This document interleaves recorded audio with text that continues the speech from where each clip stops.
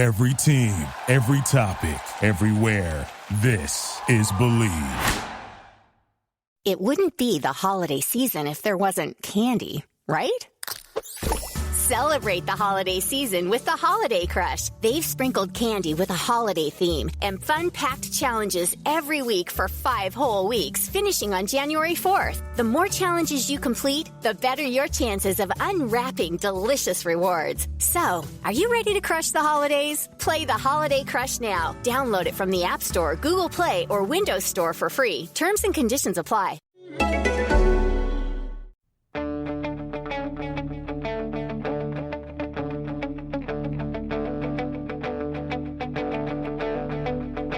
Ich warte seit Wochen auf diesen Tag und tanz vor Freude über den Asphalt.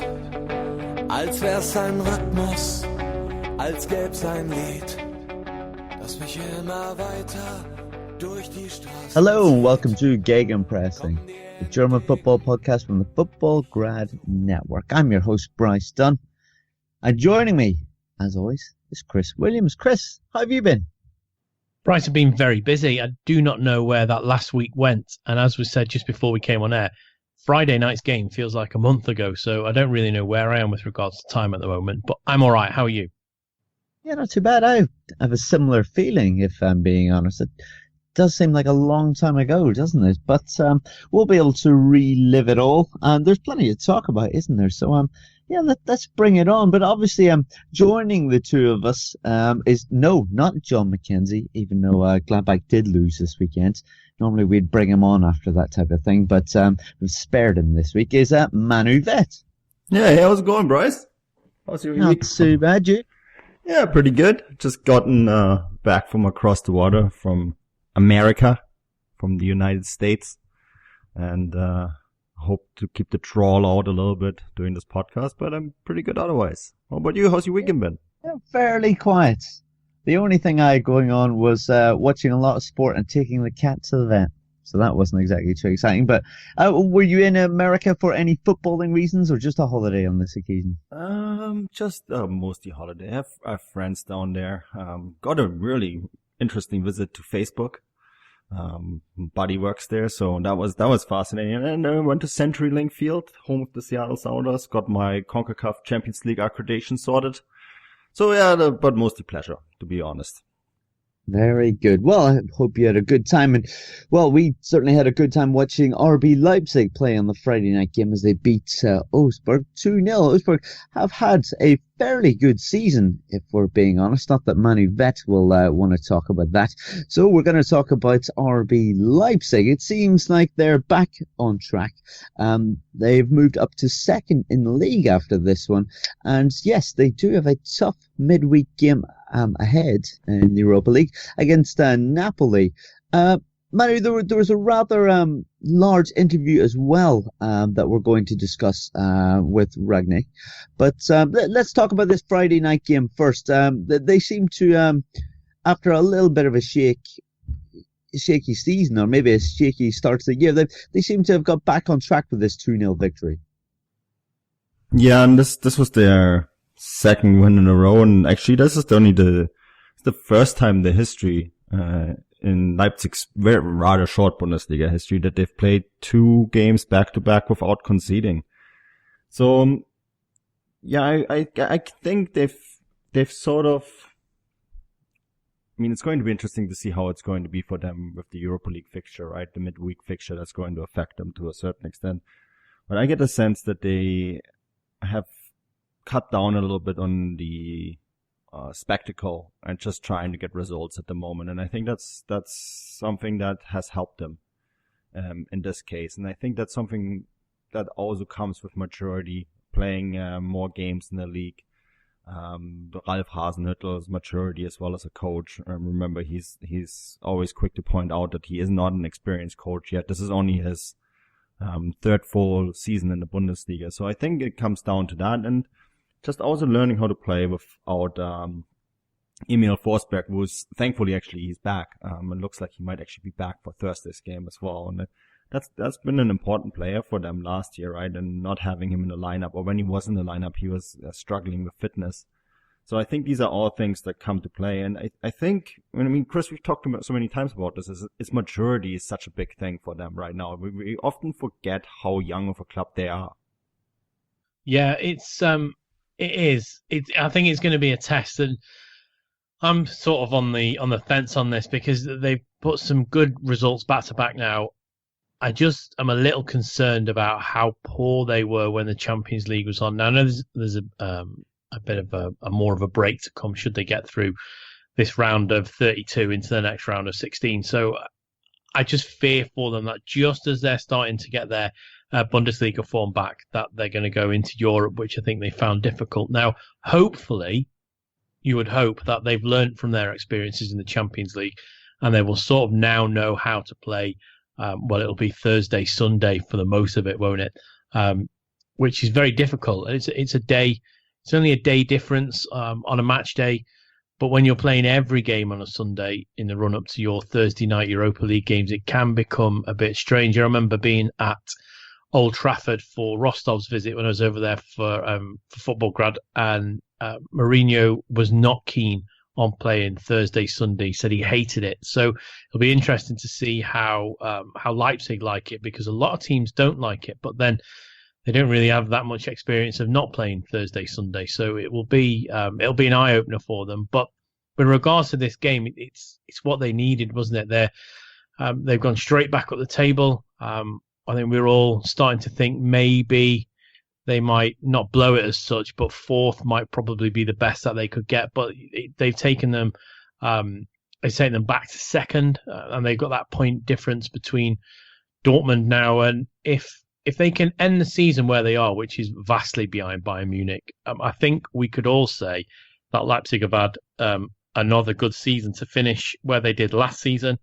And to back it up by finishing again in that position, I think would be pretty incredible for a team that we've heard this week will not be spending more than 40 million euros on a player, which in today's market isn't particularly good. But we have to remember that they are excellent at scouting, although they were lamenting their scouting process only recently, weren't they?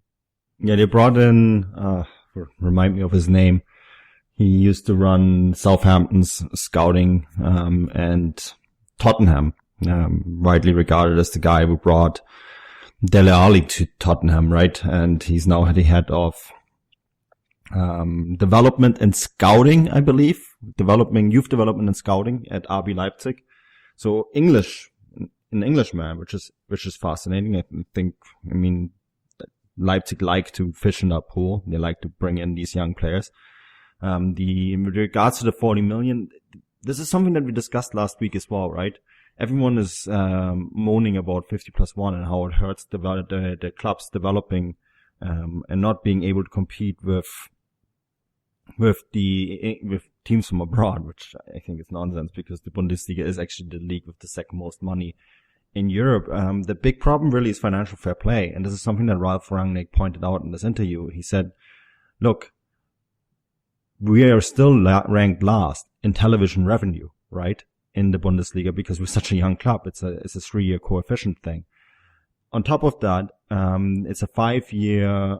I think for UEFA's financial fair play goes over 5 years, so they have to make a certain amount of money every year, in order to spend it. They can't just go. Red Bull can't just give them 500 million euros and say, look, here you go, just buy Mbappe, buy Neymar, go out and buy this guy. It's not possible because RB Leipzig are actually constrained by financial fair play.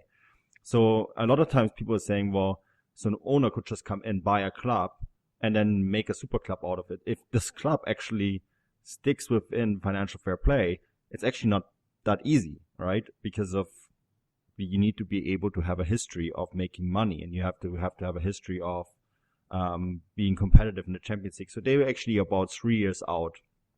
They need 3 more years of Champions League football to be in that same level with these other teams around them where they want to be. And that's going to be a tricky thing to do, because that means they can only really sign young players, basically follow the strategy that they have been following all around. It's all bring in players that are not necessarily discovered, pay a decent amount of money for them as well, but, just so that they can grow as a club from within. And the other thing is, of course, hanging on to players, which is going to be very important for them as well, because selling Naby Keita to Liverpool, which is something they really didn't want to do, brings them in a lot of money, but it doesn't necessarily help them too much with that jump in financial fair play. Like, they really were hoping that they could keep these players in the long run so that they can kind of build on it. And it's a tricky one, right, Chris? I mean, the fact that you're so constrained by this rule in a way shows you really the limitations, where limitations really are in terms of football and finance.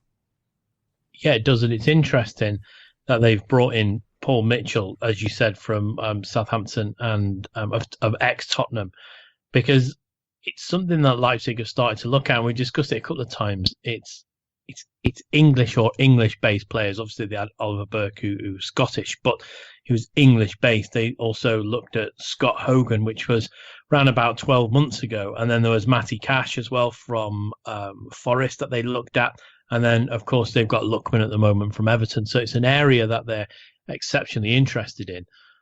So it's just not strange that they've brought an Englishman in or a Brit in to do their spotting for them. It just sort of plays to what we spoke about last week, which maybe then there becomes a danger where Leipzig start to become a development side for English clubs who want to loan their players out, which is exactly what they don't want to become. But on the flip side of that, you could say that, well, they only get their players from Red Bull Salzburg anyway, so what does it matter? But they're going to have a change of plan. I don't think it's realistic for them to expect a challenge for the Champions League year in, year out, and be able to challenge once they're in the Champions League if they're going to try and do it on a shoestring. One of them won't be successful, and I will probably say that it will be the Champions League area that won't be successful, because they won't have the quality to compete with the very best teams week in, week out, and they would more than likely fall away at the same sort of stage they've done. But if they were to drop into the Europa League every season and get some European experience there, and get through to a Europa League final, then you never know. But I think something has to change, because at some point, no matter what they say, Timo Werner will go. Now, whether it's Bayern that offer a load of money, or whether it's a Premier League side or a La Liga side that come in and offer a lot of money, we've already seen if you throw enough money on the table, they're more than likely to accept it. Football's a business at the end of the day. So do they want to be developing these players that then they sell for an astronomical value? That could be their unique selling point. You never know. I'm pretty sure they don't want it to be, because they're backed by Red Bull, and we all know what Red Bull want to be. They want to be the best in their area. I just can't see them toppling Bayern Munich and being successful in the Champions League doing it on a shoestring. Manu, talking about Timo Werner, how likely do you think it is that he will sign a new contract? I mean, he's been hotly tipped to go to many different clubs around Europe. And as Chris said, if some of these big Premier League or La Liga or Bayern were to come in with lots of money, it'd be a hard one to say no to, would it not? It sounded from the interview on Kicker, it sounded that they were quite far in the contract negotiations. Nothing is said and done until the contract is signed, right? But it looks like that Leipzig now have enough money to push that 4.5 million euro salary cap that they have set within their own limits, because they have now a year of Champions League football, right? So there has been money coming in other than from Red Bull, which is something that the UEFA watchdogs, of course, watch, right? So, again, that's the constraint. The constraint is financial fair play. It's not the amount of money that Red Bull is willing to spend, because Red Bull has spent, close to 100 million euros already, but it's sponsoring, right? You have to understand that this is something that people have to understand in general when it comes to owners. Owners don't gift money to clubs.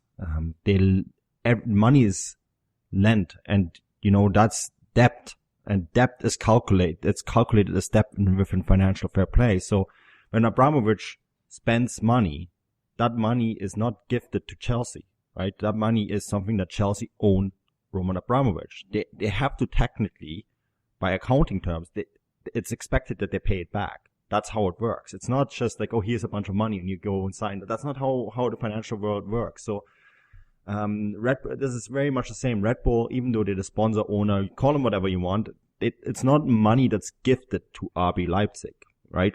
It's money that's technically owned back, in terms of financial fair play. So I think it sounds like that they are willing now to push that salary cap, in order to keep Timo Werner. And I think Timo Werner, you have to remember, he's only 20 years old, right? So he's still a very young player. I think if he stays at Leipzig, let's say another 3-4 years, which is, I think, is likely that he will still only be 24. And if he keeps his current development up at 24, he can choose a club.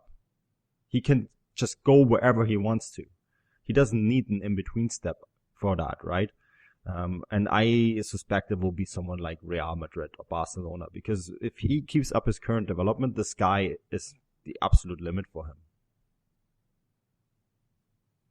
Yes, indeed. And us on the pod, we're big fans of Timo Werner, aren't we? And we think his potential is, well, the sky is the limit, as you said. Sam, Chris, just to go back to you, I suppose 2 questions in a way. How do you feel their ambition to get back into the Champions League this year is going? They're going to have Eintracht Frankfurt coming up next, but before that, they're going to be taking on Serie A current leaders in Napoli. How do you see both of these games going for them? Difficult one, because Napoli are excellent at the moment, as are Juventus. So if anyone's taking it to Juventus, then they're going to do it with particular reason. But for Leipzig can be, we've seen how good they can be on the day, but we've also seen how bad they can be. So it's a real old football cliche. It depends on what Leipzig. With regards to Eintracht Frankfurt and how they're going to get on with them, I think Frankfurt, whilst they've been very, very good recently, they are beatable. And I think Leipzig do have enough in their tank to beat them, but it's all going to hinge on how that European experience goes midweek. That's where the real test for Leipzig is. And they found it difficult before the winter break with the Champions League. I don't know if they'll be able to get round it. But Frankfurt had a really big win again this weekend. So whether they can do it it's next Monday, isn't it? A Monday night game. Whether they can do it all over again, it's another possibility. The only thing that'll play into Frankfurt's hands is they're at home. And that arena is exceptionally vibrant and noisy when it's full, which I'm sure it will be for the visit to Leipzig. But regarding to Leipzig, if they go out in the way they can, and we know the way they can play, and we've seen the way they can play, they can win both of those games quite easily. Yeah, most certainly. If they play to their potential, just like Timo Werner, they've got the beating of most teams out there. It'll be a fascinating watch, I'm sure. But let's go to one of the other sides that will be featuring in the Europa League, and that is Borussia Dortmund, who will be facing Atalanta. Atalanta sitting in 8th in Serie A, not quite as high as Napoli. But Dortmund continue to be undefeated in the league under Stöger. 4 wins and 2 draws. Manu, how effective has Stöger been since he's joined Dortmund? And I feel that there was a question you put online that we need to discuss as well. I personally think it's been a pretty ideal situation for Dortmund. Lots of people don't seem to like the way he plays football, but I think when he had to come in mid-season, very short winter break, trying to stabilize a side that tried to play a style of football that just did not work under Peter Bosz. And that made it very difficult for him to bring in any kind of structure, right? So the only thing he really focused on in the very beginning, when he came in, was to just give this team structure. And that means, of course, that it's not the great attacking style football that we saw under Thomas Tuchel necessarily.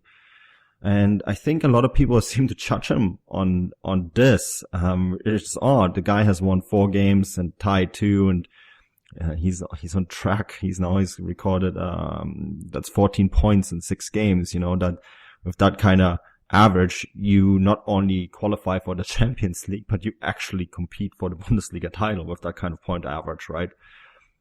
So I personally think he's done quite well, but when I ask people, what do you guys think? Should Peter Stöger stay beyond the season at BVB 20% said yes, 41% said no, and 39% said too early to say. Well, which is fair. I get that one. I really get. But then you have comments like at Christopher Alex, no, Dortmund have become boring under him, playing quality-wise. If he continues till next season, he'll completely rip off the blueprint foundation laid by Tuchel and to an extent Klopp.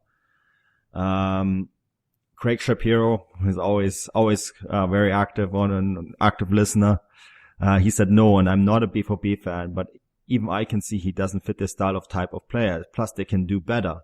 Now, I'm not so sure. I think that given everything that he had to deal with, and this is something that we talked about so much, right, Chris, the problems that you saw with Peter Bosch. And a week ago, when Batshuayi came in, we were questioning whether this team would beat Köln. But yet they're getting the results. And isn't that, in the end of the day, that really what matters? And I find if Stöger qualifies for the Champions League, and I suspect that if he keeps this up, they will easily finish second behind Bayern, right? It'd be hard not to keep him. Well, results speak for themselves, don't they? That little squeak because I was going to say yes, but then I'm not 100% sure. We spoke during the match, and I genuinely thought at times during that game that Dortmund were dreadful. I thought their inability to do short passing was horrendous. I thought their movement and positioning was really poor, and it was only until they got the goal early in the second half, and then even there was a point during the mid-time of that game, and it was good to see Marco Reus back. I get that, but I felt that once Mario Götze came on, they sort of stepped it up a bit, and I was very, very glad that he got that goal for him at the very end of that game. But yeah, I'm on the side of the fence that says I just look at what style of football they were playing last season, and okay, they were getting beat occasionally, and maybe it wasn't the best defensively, but the football they were playing under Tuchel was the sort of football that I would want to watch from the side of the ground at Dortmund. And it's a hard watch, but I think you've got to take your eyes off the past and say, look, this is going forward now. And you're quite right, Manu. If they had to finish second behind Bayern, that would be a good season, considering that mid problem they had round about, well, it was match day 9 where they fell off, and at one point they were down all the way to 8th, weren't they? And Peter Stöger's come in pretty much straight after that and piloted them back. A little hiccup round about just after the break, and I went to see them play at Hertha, and then they drew with Freiburg, but they've sort of come back from that. So if that's their little wobble under Stöger, then fair dues and fair play, and if they finish seconds, that would be great. I just feel there's something missing from that Dortmund side, and I don't know what it is, but he was coming to steady the ship, or he was brought in, to steady the ship, and that is what he's done. And I can see Dortmund pushing Leipzig for second place all the way. I think everyone is going to have to keep their eye on Frankfurt, but I tend to agree it's not the most exciting football. Stefan Busko wrote a great article for ESPN. I think it was his player ratings for after that Hamburg game, and he really questioned the cons. So he looked at all the pros, and then he looked at one of the negatives, and it's in that article where he absolutely nails the negatives of what Dortmund's about at the moment. And if that can be sorted out, I can't see why Stöger couldn't stay, but it just doesn't feel like Borussia Dortmund to me at the moment. Yeah, but I wonder if that's because of Stöger. Because you remember all the things that we talked about in the last few weeks is with this side, this squad isn't balanced, right? He has to deal with this team that was put together because of Dembele leaving, because of Aubameyang leaving, because players leaving before that, and it doesn't seem like that the squad planners, and this is something that I've mentioned before, right? It doesn't feel like that the team is lacking something in general. So he was given. Manu, what do you think they're missing in particular? Well, I'm really curious to see how Marco Reus is going to affect them, because I think he's going to be a big part. He's very important for the dressing room as well, and he's a very creative player. And once he's fit, I think that he could be the player that they were missing. But they need more than that, right? They need a captain in midfield. They need someone like Arturo Vidal almost in midfield. Someone who can just settle a game down when something goes bad. Javi Martinez does this really well for Bayern too, by the way. He's just someone who just settles the game down. And I mean, sometimes that can be a tackle in midfield, right? Or just a perfect pass, or just like getting into someone's face and just say like, look, this is what we need to do. And they're lacking that. They're a little bit like schoolboys in that regard. So I think that's something that they're missing. And then of course, the question is, who's going to score the goals up front? I think there's a whole question now with Marco Reus and his new contract. And reading between the lines, the new contract is not about money. Marco Reus wants to find out what the future holds for this club. He's ambitious. He's a Dortmund boy. He wants to stay in Dortmund, but he also wants to win titles. So he is going to look very closely at what Sorg and Watzke are going to do. Watzke, by the way, today resigned. He signed a new contract. And he's going to watch that very closely and see who are they going to bring in, what is the philosophy going to be like, and it's not going to be signing a bunch of young players. That's not going to be enough for him. I think he will really look hard. Like, who's going to be the man up front? Is it Batshuayi going to stay, or are they going to have to sign someone else? Are they going to bring in one or two players in key areas like the midfield? And I think they need to bring in another defender as well. They just need someone with more authority. And they might have to look at the goalkeeping position as well, just to bring in more authority into the side and then balance the dressing room a little bit, right? So those are things that are important. So when you ask me, like, what do they need to do? I think there's a bunch of stuff that they need to do, Bryce.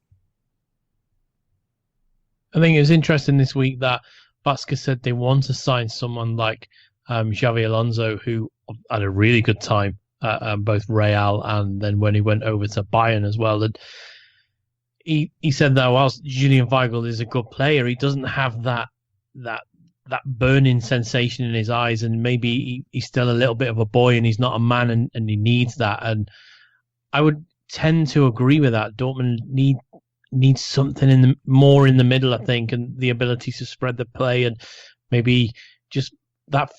For me, man, is that fast transition is missing. Now, no, Dembele's gone, and I get that, and now Aubameyang's gone, and Pulisic is playing a little under the weather at the moment. There seems to be a lot going on with him. I think more mentally than physically, but it's just that speed of transition that you saw under Klopp, and then I think Tuchel took it to an even better level during last season. If you look at some of the games on the way into the Pokal final, I thought they were exceptional. Some of those Champions League games, they played exceptionally well as well.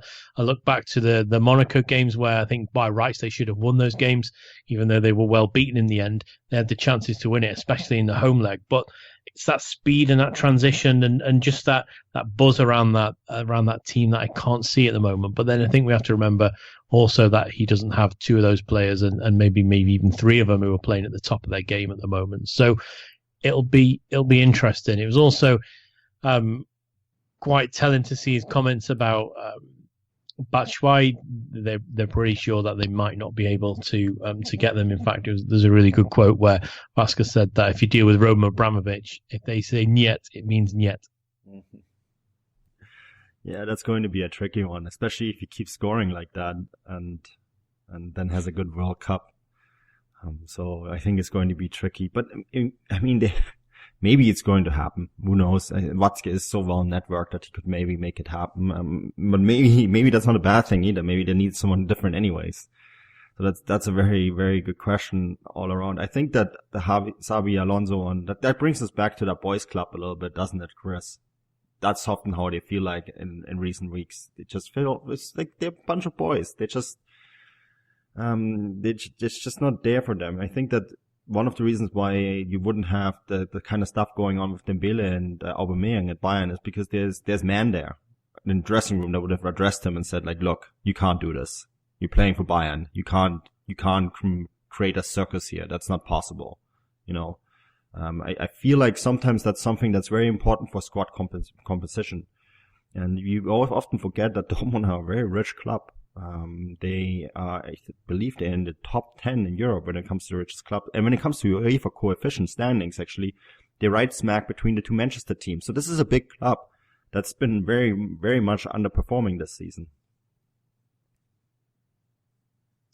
Chris, just before we move away from Dortmund, may I just ask a little bit off piece, but we're talking about obviously the midfield needs to be improved. They need a better squad. They need more investment. But what exactly is the story with De Hood? I mean, we've seen that as a big coup for them to bring him in last year, and he's featured in 14 games in the Bundesliga, but only started 5 for them. I mean, do we feel that he's not up to the challenge, really, or what do you think the issue is with him? I think it might be harsh to say he's not up to the challenge. It's fair to say that he's not settled well. I've been bitterly disappointed, pretty much. I'm going to say it, that every time I've seen him, I've been pretty much disappointed in him. I thought he was one of the coups of maybe the last 4 or 5 seasons, when you get a player who had played so well at Gladbach and was so influential. When you pick them up, I think it was for 10 million euros, everybody was like, oh my God, that is the deal of the century, in inverted commas. But he's not settled well. Now, let's not write him off, because players can take a while to settle. Some players arrive and hit the ground. Don't forget, he came in at a very strange time, so there's lots of changeovers going. He probably thought that he was going to be managed by Thomas Tuchel. That didn't happen. Then obviously Peter Bosz came in, and I don't think Bosz particularly saw the type of player in him that he wanted, and then that may have affected his confidence really, really, really badly. And then Peter Stöger's coming in, and he's starting to give him a little go, but he's not delivering on the pitch, so it's a vicious circle. So you get given your chance and you don't take it, you don't get your chance again. And then you eventually, through training, you get given your chance again. You don't take it, you don't get your chance again. And it is a vicious circle. And I think that's where De Hood is at the moment. But to say is up to it, I think that would probably be out of line, because he's a fantastic player. And don't forget, when he's represented the national side at the different levels he has, he's always been very, very good. So I think he just hasn't settled well at Dortmund, and give him this season as almost a buy, a freebie, and we will probably see a different player next season.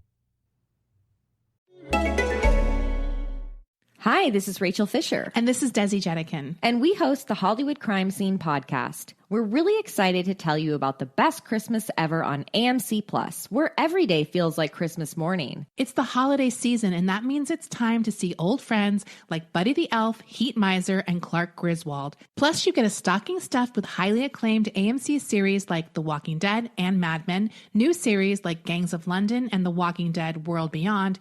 They're all here on AMC+. So celebrate the best Christmas ever, anytime, anywhere. AMC Plus is the gift that keeps on giving all year long.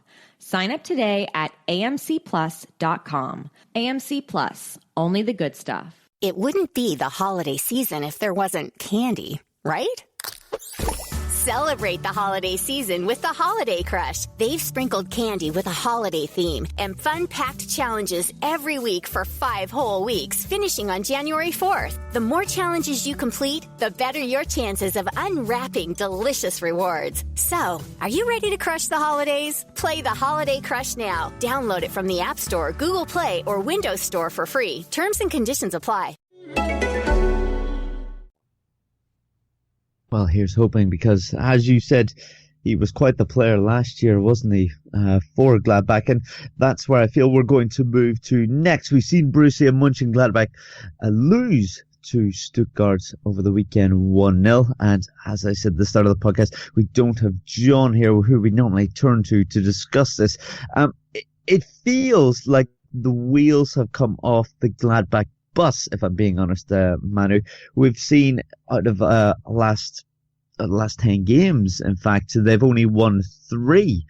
So that's 10 points from 30. I mean, they were doing so well before that, but that's 3 defeats on the bounce, or 4 in their last 5, if we look at it that way. What exactly is going on there? It's also 3 games without scoring a goal. And this is actually the first time that any of Dieter Hacking's sides haven't scored since he was the coach with Nuremberg in 2012. That was back then his side Nuremberg stayed without a goal for 4 games. Yeah, that's I think that really wraps it up right there, Bryce. It's the lack of goals. It's the lack of creativity up front, which is something that we've discussed many times over, right? Gladbach don't have a striker, and on top of that, the only attacking midfielder slash forward slash playmaker that they use up front, Rafael, has been out of form, right? And he played the second half in this game, but he takes time for someone to come back, and it's just that's just really it for me. The lack that they don't have someone to score up front. Now John likes to point out Andre Hahn's departure. For me, Andre Hahn wasn't a forward either. He was more of an attacking winger. He wasn't really a goal getter either. So they need someone. They need a real striker. That's something that they have just missed. They need someone who can play off Stindl. Stindl for me is a Thomas Müller kind of player, right? So they need to find the Gladbach equivalent of Robert Lewandowski. If you don't have that, you will not score goals, and if you don't score goals, you don't win games. Really, for me, it's that simple. They've got Bobadilla. Is he not a striker? Yeah, but he's not playing. Why is he not playing? I mean, I sort of question that transfer to begin with. I think he was an interesting signing, but I think the guy is as short as he's wide, right? He's not exactly. He's a bit of a mini Tevez, Carlos Tevez, but he's not an all-and-out striker for me either. You need a bit more of a physical presence up front. You know, look, we're gonna talk about Eintracht Frankfurt in a moment. What was the big signing for them this summer? Was Sebastian Haller, right? An all-out goal-scoring player. That's really what they need, and that has made a huge difference for them. And I think when you want to be competitive in this league, you just need a striker, like a full-on striker. You can get away for a little bit with playing with half nines, but you do need someone who just scores goals. I think that is really just the key thing for me. Yeah, Chris. If we talk about hacking, I mean, obviously, he's going to take a large part of the responsibility for these performances and these losses.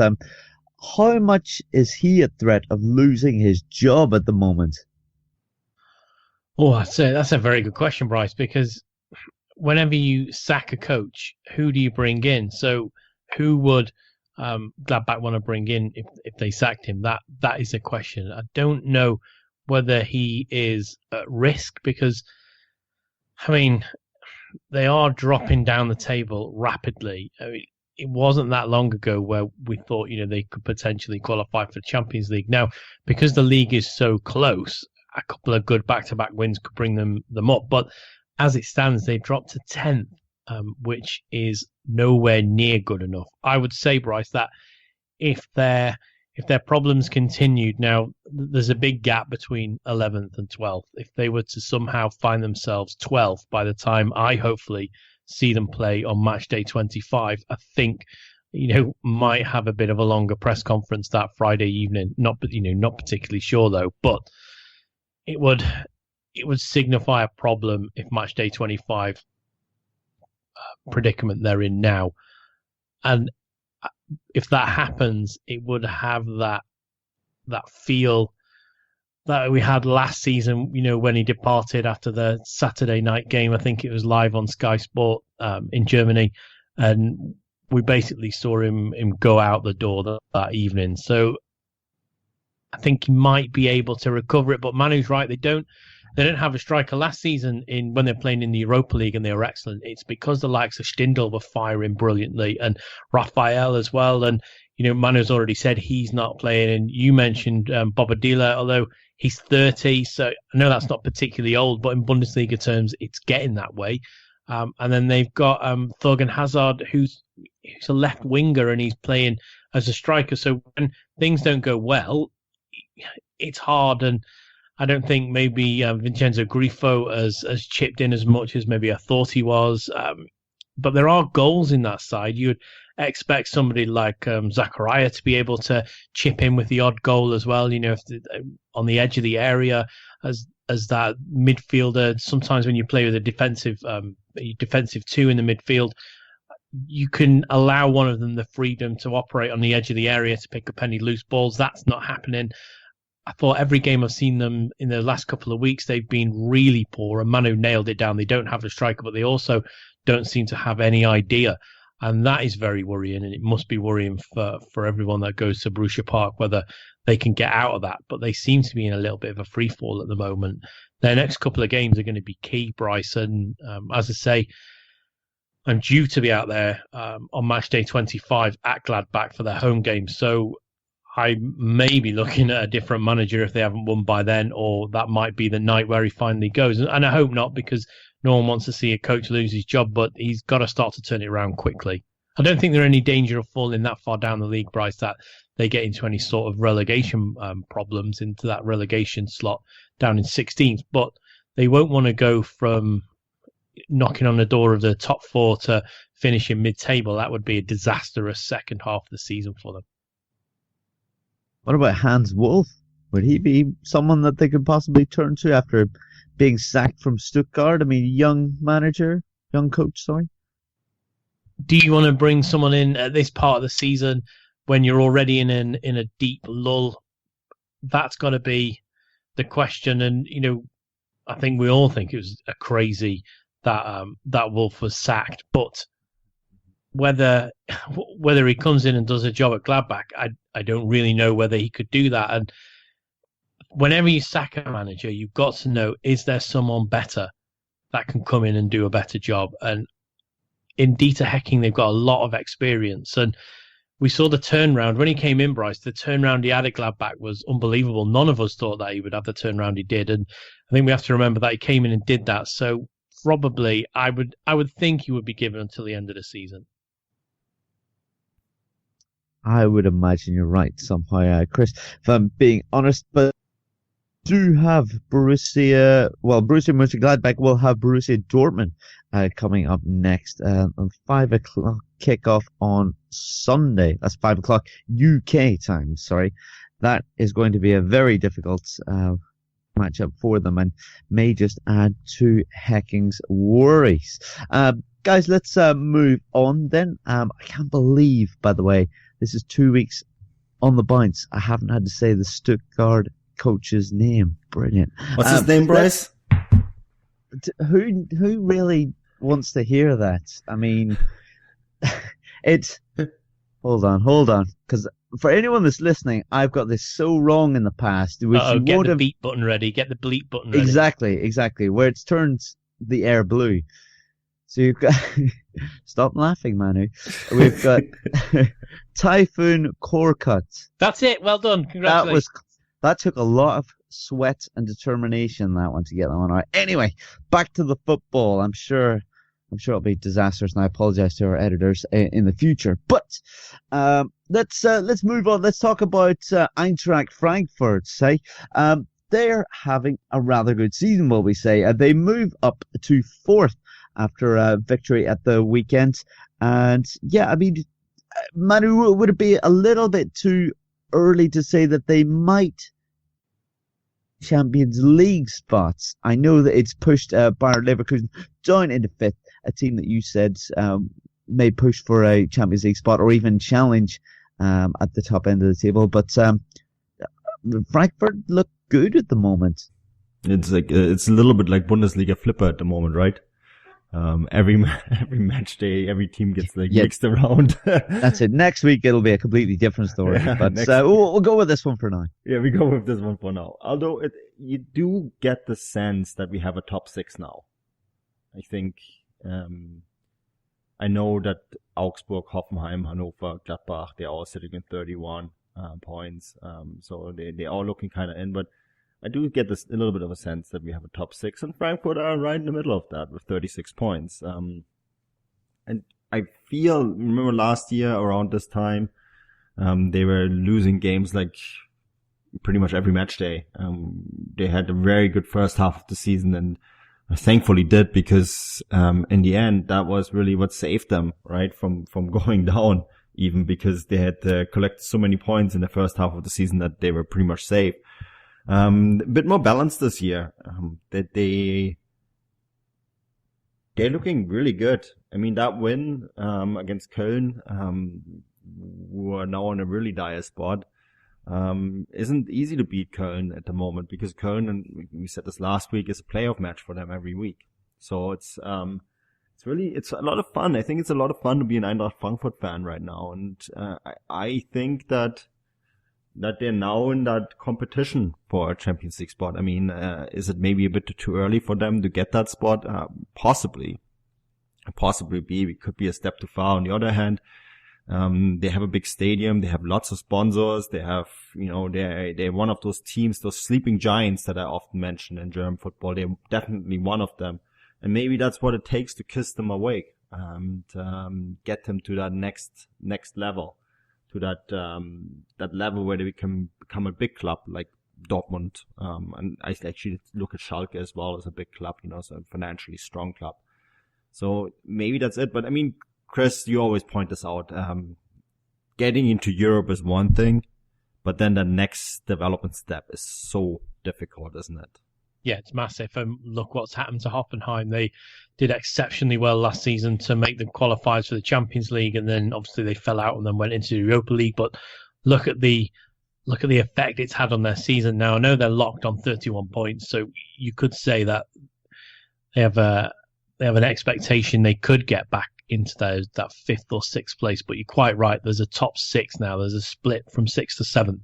There's a cushion of a game, which doesn't sound much, but in the Bundesliga it's been so tight that to be able to have a 3-point gap on anyone at this time of year is excellent. So for me, what I wouldn't want to see is Frankfurt to qualify for the Champions League and go in it straight away, because as we all know, the top four qualify instantly next season for the knockout stages, and then them have the same sort of problems that we saw Leipzig have early on, although they've recovered, and to some extent Dortmund, but specifically Hoffenheim's problem. And I think we can discount Hertha Berlin and Cologne from what happened in Europe, because they're two sides where I don't think anything could have helped them this season particularly. But Frankfurt are playing some excellent football. I was lucky to watch them live the other week at Wolfsburg. I thought they were great then. I saw them play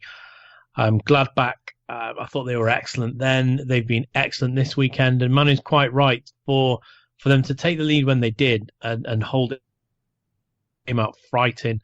And unfortunately for Cologne, just when they got themselves back in, they absolutely caved at the weekend. And I thought they could have escaped this drop now. They were heading that way where they pulled themselves out. They were very, very unlucky against Dortmund, and they've been soundly battered. And that gap that they were so working hard to bring in is now gone back out again. So I think it's pretty much writing on the wall time for them. But for Frankfurt, you can only finish where you finish. It's a very, very old and maybe daft saying, but if they finish fourth this season, congratulations to them. But my main worry would be them next season. I don't think they would quite do a Cologne, but I think it could hurt them a little bit the way the European involvements hurt Hoffenheim.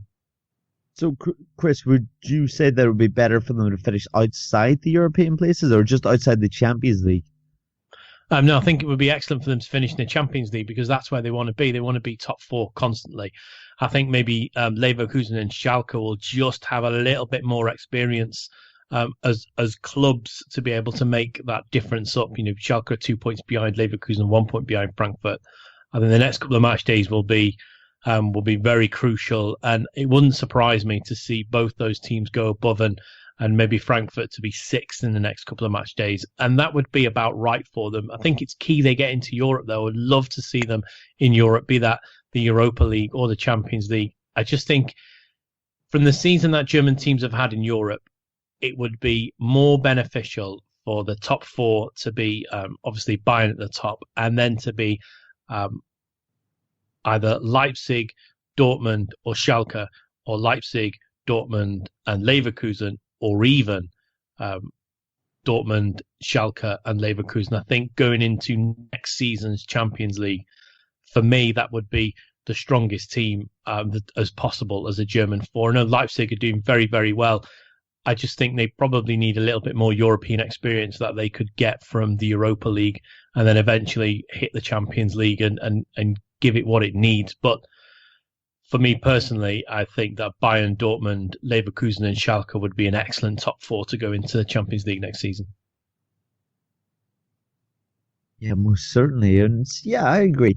It would be exciting to have them back in the Champions League, but let's see how it plays out. As Manu said, well, it's changing every week at the moment. I was unfortunate to tune into the Leverkusen Hertha game, and yeah, that was very poor from Leverkusen, and I didn't see that coming. I tuned in to see quite the entertainment and just didn't get it. But Manu, we're going to talk a little bit about a website that we're very keen on, that we like an awful lot. 538. If you haven't heard of it, check it out. Lovely graphics, plenty of articles on there, but a predictor as well. And so they seem to be very good at their predictions. Manu, you mentioned that they got the US presidential election spot on, and they actually do many sports as well, but they do the Bundesliga. And they've predicted that Eintracht will finish in 6th. So actually outside the Champions League spot. So would you agree with that, Manu? I mean, you did say at the start of the season that you reckon that Leverkusen are going to push them. You reckon that it's going to be Bayern, Dortmund, RB Leipzig, and then Leverkusen. I mean, that's a good look. The way they do it is they take the data from this season and then they sort of project the results and the goals scored, the goals against, right?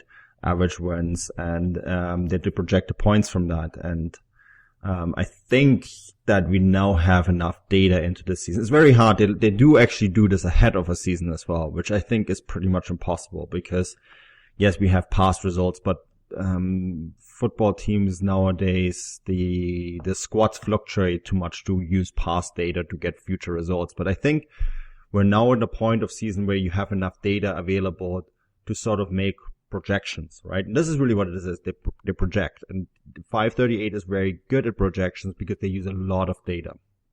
That's how they didn't get the presidential elections 100% right, but they were the only side that suggested that Trump could win, right? Because they used a lot of data from all over the place. They didn't concentrate on one data source. They concentrated on lots of data sources, and they do this as well with American football. They do this with baseball, and they do it with basketball, and they do it quite successfully. So, again, in the beginning of the season, they often get things wrong because there isn't enough data there, right? The data, you can only project things if you have enough data. But I think right now, this is not a bad projection. When you look at the league standings as it is right now, then I think that could be it. That could be the table that we're looking at the end of the season. And this is the global club soccer rankings that they do for various leagues. Now, of course, I do think that Dortmund actually at this rate, they will probably finish second. Whether all these standings are going to turn out exactly this way, I'm not so sure. I'm not sure, for example, when you look at the bottom of the table, I'm not 100% convinced yet Köln are relegated. We had a few years ago where we had a similar example with Gladbach actually. And they won a few games and they lost one, and then everyone said, okay, well, that's it. But this is 2 games now lost, but there's still 12 games to be played, and Gladbach in the end actually managed the relegation playoffs and stayed in the league, and then the following year shot up the table and finished in the Champions League spots. So I think you have to take this with everything with a grain of salt, but I think there's certain things where, that Bayern will win the championship. I think that's pretty much a certainty, for example, and that Dortmund will finish in the Champions League. I'm pretty convinced about that too. But with the standings behind that, I think there is still so many variables, that we can't really be 100% certain. And you know why? The one reason why I'm actually thinking that Dortmund will finish in the Champions League, it's when you look at the goal differential. It sort of indicates that the in-between season slump that they had was just that. It was a slump, and it was something that you could almost not project because when you look at actually their goal scoring average, they should be much closer to Bayern than they are right now. Yeah, they certainly should, but things didn't quite start out the start of the season as they had anticipated, or that any of us had really anticipated. Unfortunately, we would have liked to have seen it a little closer, wouldn't we? But let's speak about Bayern a little bit. We've seen them at the weekend take on Schalke in the late kickoff game on Saturday, a game that they won 2-1. Chris, it kind of had a story within itself, didn't it? With Leon Goretzka will be teaming up with Bayern in the summer. Yeah, it did, and I thought that he would maybe have had a bit more impact, and that's not to say he didn't, but especially for Schalke's goal, I just felt he played within himself. Am I allowed to say that? He had a chance to score and didn't. I don't know whether the pressure got to him or whether he thought, oh my God, I can't score here because I'm going to be playing here next season. Or maybe he's just not particularly happy about being there. But that was the side story. But in a way, it was more Bayern, I think. And I've been privileged enough now to watch them twice within a couple of weeks of each other. And I thought they were excellent again. And it was a pretty boring second half, as I'm sure anyone that watched it will have seen. But sometimes you get that, don't you? You get a team who are quite happily just manage a game out. Bayern soaked up all the pressure. They do what they do very well. What I wouldn't be surprised here, Manuel, and I wonder if you were maybe thinking the way I was, is maybe this was a little bit of a Champions League test for them. Can they see games out? And they maybe even put forward a bit of a playing dynamic that they're going to take into Europe over the next couple of weeks, was to be able to sit on a lead and defend it and soak up all that pressure and just go on and win the game. And in the match report that I wrote on sportstat.com, I put that the whole match was defined by 3 early goals. And I thought Vidal was excellent again. And I nearly named him as man of the match, but then realised I'd named him for the previous man of the match. And I don't want to be accused of just running a Vidal fan club. So I went with Thomas Muller, who I thought played exceptionally well and was involved in both goals. But as a spectacle, it wasn't the match I thought it was going to be. Maybe it opened. So the first half an hour, it opened the way it did with a very early goal, and then Schalke coming back into it, and then Bayern going out and getting the second. I thought it may have gone on the second half, but I'm pretty convinced, looking back at the match, and especially the way that they shaped up in that second half, they were putting some sort of plan together for Europe and how to soak up pressure, which is something they didn't do well last season, especially against Real Madrid. Yeah, I think that's an excellent point, Chris, that you make there with the fact that they're now managing games, and this is something that Jupankis was so good with when they won the triple. Just the managing of games, seeing out games, especially when you have a huge lead in the league. So I think you're definitely onto something there. And Manu, just to touch on what has come out since the game, is Muller has been speaking about the format of the league. Is that right? Yeah, he responded to a comment made by Ilkay Gundogan. I thought it was a bit rich coming from a Manchester City player, to be honest. He's saying that the Bundesliga isn't as attractive because there is such a huge gap between first and second place. I believe the gap in England is 16 points right now, so that's only 2 less. And he also believes that teams in England don't play as defensive football. I actually looked at the stats. Bundesliga teams score more goals than in England. And then he said, well, the Bundesliga has to do something to change the format. And then they asked, I don't know why they went with these Gundogan comments to Müller. I guess because they're national team colleagues. And they asked Müller about this. And then Müller said, well, we have to maybe look at the way the league has changed and bring in playoffs or whatever to make it more attractive. Now, I personally think that playoffs, you have a huge danger here, which is what happens if a team finally does win it up to 34 games, right? And then they have to play a playoff, and then Bayern, with all their experience, just go in and win the playoffs because they are such a dominant team, right? So I'm not sure if a league changing the format will actually solve the problem, to be quite frank. Yeah, Manu, if you're talking about points and goals, the Premier League actually has a much higher 0-0 rate than the Bundesliga, and it actually has more 0-0s than any of the 5 top major leagues in Europe. So what does that say? There's so much to Gündogan's comments that teams in the Premier League, because that's an actual quote. Teams in the Premier League don't sit as deep and try to play more attacking football, even against bigger sides. I don't know where he gets that perspective from, because it's certainly not backed by facts. But yeah, I mean, maybe he's been making a lot of comments like that ever since he joined Manchester City. I think he's trying to.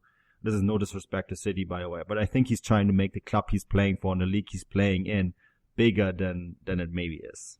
Yeah, definitely fighting talk from him, when it comes to comparing the 2 leagues. But I feel that more or less does it for this week. Is there anything else anyone would like to touch on? No, I'm all right, Bryce, thanks. But thanks for the offer. Well, Maya say that I seen an interesting stat this week, which Chris, you and I may be more interested in, with Naby Keita going to Liverpool in this summer. Obviously, he's an RB Leipzig player at the moment, but I was quite surprised to see that he, at the moment, has the highest successful dribble rate in the Bundesliga. Maybe a stat that people wouldn't have expected. It's higher than Pulisic, who comes in second. Pulisic has had a bit of a poor season, to be honest, on the whole. Not in America, he hasn't.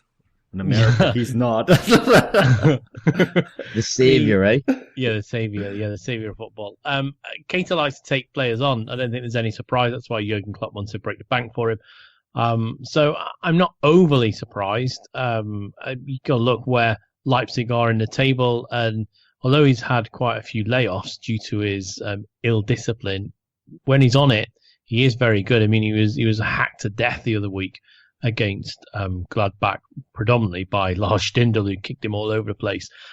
So that it doesn't surprise me. That's why he's such a wanted player, not just by Leipzig but by Liverpool as well, because he wants to take the attack from the very part of the midfield where he plays, and he wants to drive it forward. So I'm not overly surprised by that, Bryce. Maybe with Pulisic being in second, that highlights, poor would be the wrong word, substandard season I think he's had. I thought maybe Robin would have pushed further up to challenge those two, but I suppose, he dribbles all the time. Some of them have to be unsuccessful. But I think that more or less does it for this week. Hopefully everyone's excited for the midweek games, and then we'll be back again with the Bundesliga match day next week. Manu, what have you got going on this week? I'm sure you've got plenty of previews, and that's ahead of the European games. Yeah, we have the Champions League previews. By the time this podcast is out, all 4 Champions League previews will be on Fußballstadt.com, because we don't have any post-Soviet clubs involved this week in the Champions League. So they will be all out on Fußballstadt.com. And then on Tuesday, we have all the Europa League previews, Dortmund, Leipzig. They will be on Fußballstadt.com. We have the Arsenal game on Fußballstadt.com as well. And then we have, of course, all the Russian, Ukrainian, and the team from Kazakhstan, all on footballgrad.com. So these previews will be all coming out basically as they come in, as they get published. So yeah, over the next 48 hours or so, they will be all out. Very exciting. Yes, guys, head over to @FootballGrad live on Twitter, where there'll be plenty of articles as always. Chris, what have you got going on this week, or where can people find you online? Manu's mentioned it all. So, just keep your eye on the footballstat.com website. Lovely jubbly. Busy pair, right?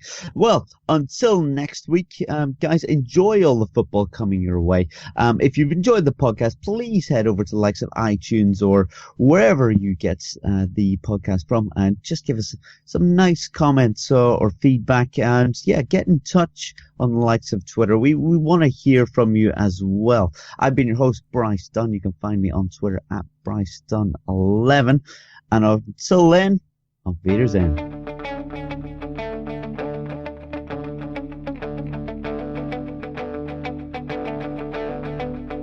Ich warte seit Wochen auf diesen Tag und tanz vor Freude über den Asphalt, als wär's ein Rhythmus, als gäb's ein Lied, das mich immer weiter durch die Straßen zieht. Komm dir entgegen, dich abzuholen. Do you love watching live TV but are tired of your huge cable bill? Sling TV has the same top cable channels for as little as half the price, so you can save hundreds of dollars while still watching your favorite sports, news, reality TV, and more. Ditch cable and get Sling's total live streaming solution with free local channels. Setup and installation are included. Make the smart choice and switch to Sling TV. Get the best of cable for the best price. Learn more at sling.com/cutcable. That's sling.com/cutcable. Setup and installation included with $49 down and $20 a month for 12 months. Restrictions apply. Thank you for listening to Believe. You can show support to your host by subscribing to the show and giving us a 5-star rating on your preferred platform. Check us out at Believe.com and search for BLEAV on YouTube.